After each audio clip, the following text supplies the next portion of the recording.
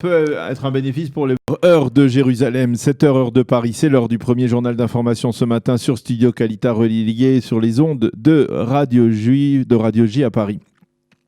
Le président de l'État, Reuven Rivlin, a officiellement confié hier soir à Benyamin Netanyahou le soin de tenter de former un gouvernement majoritaire. Le président a pris cette initiative après l'échec des consultations qu'il avait lui-même initiées en vue de la formation d'un gouvernement d'union nationale. Au cours de son intervention hier soir, le président Rivlin a révélé la teneur de la proposition presque révolutionnaire qu'il avait faite aux deux candidats, à savoir la formation d'un gouvernement paritaire avec de facto deux premiers ministres. Benyamin Netanyahou serait le premier ministre officiel et Benny Gantz premier ministre par intérim. Netanyahou occuperait pleinement cette fonction jusqu'à ce que le conseiller juridique du gouvernement prenne une décision officielle ou de l'inculper. Dans ce cas, M. Netanyahou se mettrait en vacances du pouvoir et serait alors remplacé par un Benny Gantz qui aurait alors le statut de Premier ministre, un statut élargi. La loi sur le Premier ministre qui prévoit qu'une vacance du pouvoir ne peut excéder 100 jours serait alors modifiée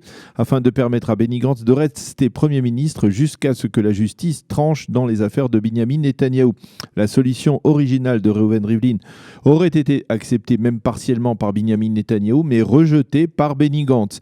Et c'est ce qui a donc conduit à l'échec des pourparlers. Désormais, Benyamin Netanyahou a 28 jours pour former un gouvernement. Dans son entourage, on estime que cette mission est quasiment impossible, mais l'on va tenter à nouveau d'envisager une union nationale ou bien à défaut de faire des propositions alléchantes, soit au parti Israël Beitenu d'Avigdor Lieberman, soit au parti travailliste d'Amir Peretz, afin qu'ils viennent se rajouter au bloc de droite qui compte, vous le savez, 55 députés. Hier soir, M. Netanyahou a promis de tout faire pour former un gouvernement d'union nationale. Au sein du parti Bleu-Blanc, on répète depuis hier que Bleu-Blanc ne participera pas à un gouvernement de lequel le Premier ministre est sous le coup d'une inculpation. Cependant, il est probable qu'en cas d'échec, M. Netanyahou rende très vite le mandat au président.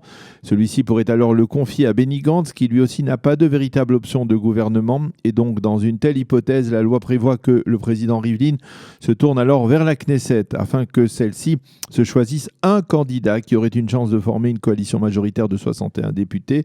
Si cela devait s'avérer alors impossible, eh bien, la 23e Knesset devrait alors se dissoudre et de nouvelles élections législatives auraient alors lieu dans 90 jours. Ceci étant, on a appris hier soir que le parti Bleu-Blanc, c'est le parti Bleu-Blanc qui a demandé aux députés arabes israéliens de retirer le soutien des 3 députés du parti antisioniste Balad.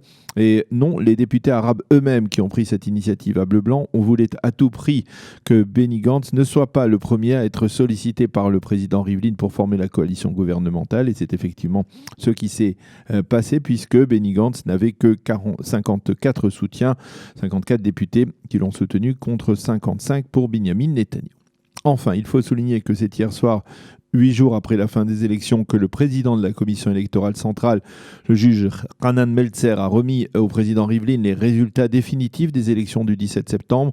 Et il s'avère qu'il y a un changement, puisque le Likoud a obtenu un mandat de plus, 32 au lieu de 31, mais au détriment du judaïsme unifié de la Torah, qui passe de 8 à 7. Ce changement apparemment mineur a tout de même une importance dans la conjoncture politique actuelle. En effet, jusqu'à hier, le bloc orthodoxe comptait 17 députés et dans un certain cas de figure, il aurait pu alors se rajouter au parti Bleu-Blanc, au parti travailliste et à l'Union démocrate pour permettre à Benny Gantz d'avoir une majorité de 61 députés. Mais avec la perte de ce mandat, qui d'ailleurs empêche le député sortant Yitzhak Pindrouz d'entrer à la Knesset, le bloc orthodoxe n'a plus que 16 députés, ce qui prive donc Benny Gantz d'envisager qu'il rejoigne dans une hypothétique coalition, puisque cette coalition n'aurait alors que 60 députés.